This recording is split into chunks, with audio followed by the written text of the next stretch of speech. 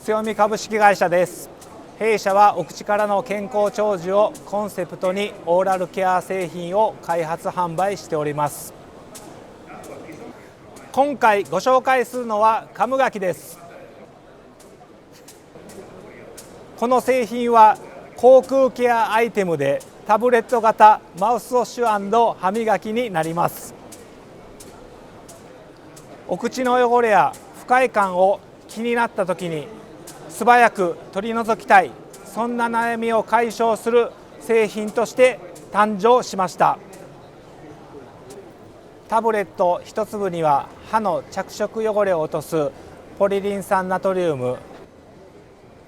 重曹や口臭に効果を発揮するとされる柿タンニンなどの有効成分を配合することで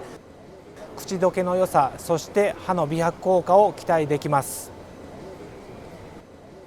例えばランチ後や外食後、デート中のエチケット用口臭ケアに商談、接客前の口腔ケア、旅先や長時間移動の時など、喫煙後にもアウトドア用や防災用品としてお客様のニーズに合わせて多様にご使用いただけます。今後は日本国内のみならず海外での販売拡大と事業展開を考えています。